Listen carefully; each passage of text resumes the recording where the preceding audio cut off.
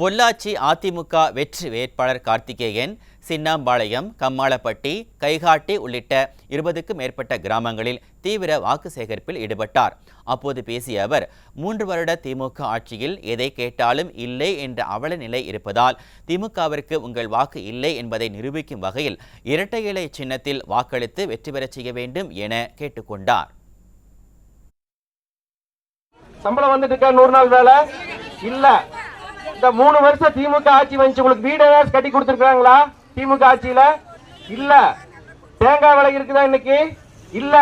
தேங்காய் நோய்க்கு மருந்து இருக்குதா? இல்ல. திமுக ஆட்சியில எதுவுமே இல்ல. ஆனா புரட்சி தலைவி அம்மா என்ன பண்ணாங்க? உங்களுக்கு இலவசமா லேப்டாப் தந்தாங்க, தாலிக்கு தங்கம் தந்துட்டு இருந்தாங்க. உங்க ஒவ்வொருத்தர் வீடு கல்யாணத்துக்கு தாலிக்கு தங்கம் தந்துட்டு இருந்தாங்க, பணம் 50,000 தந்துட்டு இருந்தாங்க. ஆனா உங்களுக்கு திமுக அரசாங்கம் வந்தோடனே அதையும் நிறுத்திட்டாங்க, இலவச லேப்டாப் நிறுத்திட்டாங்க, இலவச சைக்கிள் நிறுத்திட்டாங்க. எது கேட்டாலும் இல்ல இல்லன்னு சொல்ற திமுக அரசாங்கத்துக்கு உங்க ஓட்டையே இல்லன்னு சொல்லுங்க.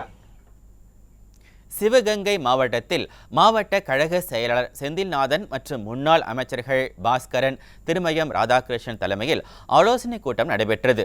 இதில் நாடாளுமன்ற தேர்தலில் போட்டியிடும் அதிமுக வெற்றி வேட்பாளர் சேவியர் தாஸ் மற்றும் தேர்தல் பிரச்சாரத்தில் ஈடுபடும் நிர்வாகிகள் கலந்து கொண்டனர். இந்த நிகழ்ச்சியில் பேசிய மாவட்ட கழக செயலாளர் செந்தில்நாதன், நீட் தேர்வுக்கு ஆதரவாக நீதிமன்றத்தில் ஆஜரானவர் கார்த்திக் சிதம்பரத்தின் தாயார் என சாடினார்.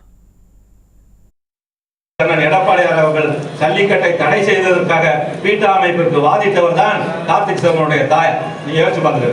கார்த்திக் சிதம்பரம் நான் எத்தனை பெரிய வக்கீலுடைய மகன் சொல்றாரு, உங்க அம்மா தமிழ்நாட்டுடைய ஜீவாதார பிரச்சனையாக எது இருந்தாலும் ஜல்லிக்கட்டுக்கு தடை வருவதற்கு பீட்டா அமைப்பிற்காக வாதிட்ட வழக்கறிஞர்.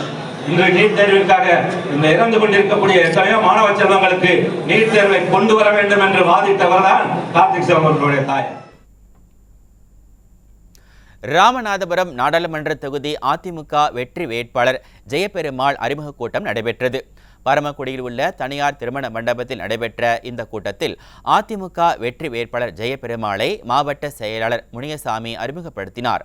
இந்த கூட்டத்தில் நாடாளுமன்ற தேர்தல் பொறுப்பாளர் எதிர்க்கட்சி துணைத் தலைவர் RB உதயகுமார், முன்னாள் அமைச்சர் மணிகண்டன், முன்னாள் நாடாளுமன்ற உறுப்பினர் அன்வர் ராஜா, கழக மகளிர் அணி இணை செயலர் கார்த்திகா, முன்னாள் சட்டமன்ற உறுப்பினர்கள் மாணிக்கம், சரவணன், டாக்டர் முத்தையா, சதன் பிரபாகர் மற்றும் மாவட்ட ஒன்றிய கழக நிர்வாகிகள் உள்ளிட்ட ஏராளமானோர் கலந்து கொண்டனர்.